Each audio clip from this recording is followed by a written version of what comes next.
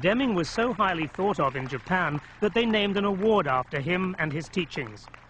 Japanese companies strive for quality and continuous improvement, and one of the highest honors they can receive is the Deming Prize. 一般に管理というのはこの図が示すような手順、つまり計画、実施、チェック、アクションを繰り返して行うことにより、より高度の管理水準へと発展していくことができるのです。この管理のサークルを私たちが製品を作るときに適用したものが、皆さんご存知のデミングサークルと呼ばれるものです。There's a tiger on the market and I got the very first in town. She got a hearse floor shifter and the wildest moving mill around. I need a 389 all super tuned to really shut 'em down. Oh yeah, now go girls, drag strip.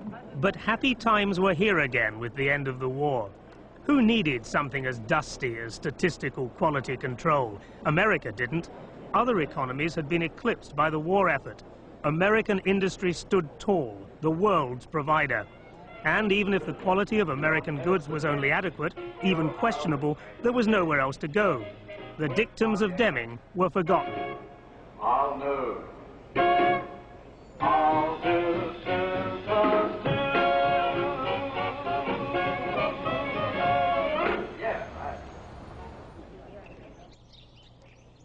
Dr. Deming, revered in Japan, returned to Washington and a quiet suburban life. But Deming had identified a fallacy in American industry.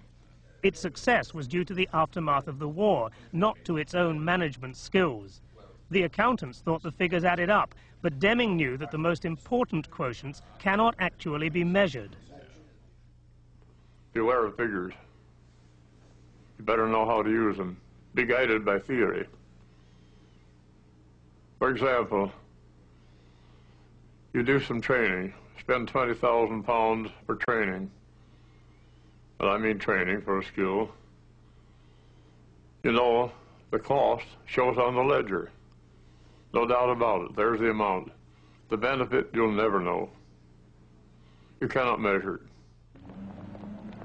It was American television that suddenly woke up to the 80-year-old prophet in their midst. It was to be the second Deming revolution. You don't get ahead by making product and then separating the good from the bad, because it's wasteful.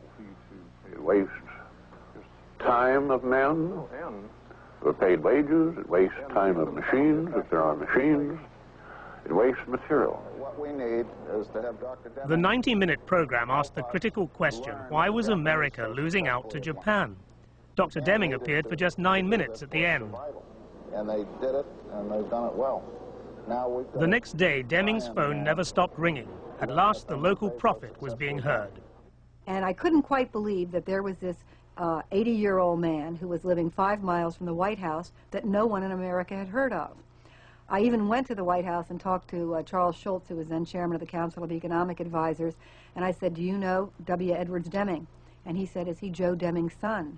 And I said, not unless Joe Deming is 110 years old. And he'd never heard of him.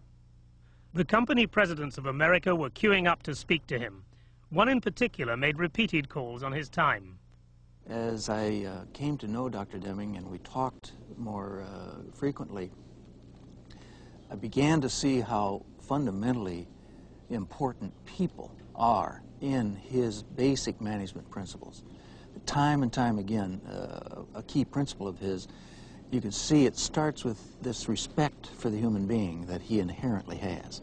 And that resonated so well with my own feelings that I quickly came to be very responsive to his ideas.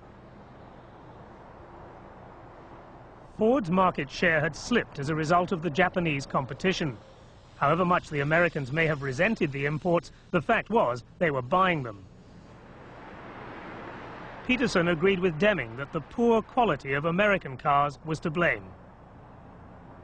The approach in America at that stage, and I must say also in Europe, was that if you were within the engineer's limits, plus or minus so many thousandths of an inch or whatever it is, millimeters, then that's good enough. quote, good enough, you know. The Japanese theory, which was demonstrated by this so vividly, picked up from Dr. Deming, was that you should be striving for continuous improvement. In 1981, Ford, in partnership with Mazda, was building its first front-wheel drive car for America. The transmissions were being made partly in America, partly in Japan. Ford's engineers couldn't understand why the American transmissions were noisier and stiffer than the Japanese ones, until they pulled apart some samples. When we tore the two down, we found, first of all, that they obviously paid great attention even to the appearance of, or the elegance almost, to an engineer or a manufacturer. The gears just were beautifully made. And then as we dimensioned them, they were operating within a much, much narrower range of tolerance, way within the specifications compared with the American firm. And that control and continuous improvement toward so little variation was leading to that transmission functioning in a far superior way in the hands of the customer. Ford's market share increased during the 1980s. In 1988, it overtook General Motors. America's top executives voted Peterson the country's most effective leader. Don Peterson says that Ford's success in the 80s was entirely due to the quality transformation prompted by Dr. Deming. Suddenly, everyone was talking quality. The bandwagon of total quality management was rolling fast. Every management guru had a scheme and an expensive book which, properly adhered to, would lead your company to the sunny uplands of quality and profit. Anything you can say, I can say faster. I can say anything faster than you. Dr. Deming is the first person to tell you there is no quick fix. I think there is no instant pudding is the way he puts it. People want a recipe, and quality is a way of thinking. It's a drastic change in how we think about everything we do and even in how we live. And you can't do that overnight. And American managers are very reluctant to change because when you get in a tight fix, you always want to go back and do what worked in the past. Well, it won't work anymore because the Japanese and people who are following them are doing things better. With Dr. Deming's belated recognition in his own country came a reverence that borders on the religious. The Deming disciples flocked to hear his slow, mocking drawl at 4-day seminars across America.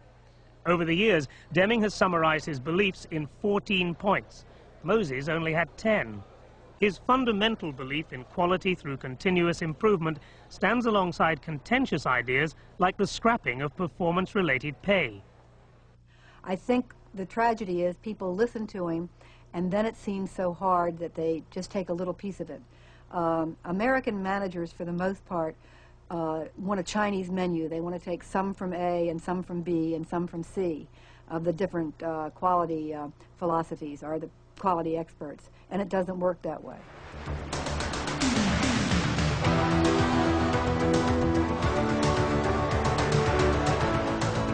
In 1985, an American company based in Miami became the first outside Japan to win the Deming Prize.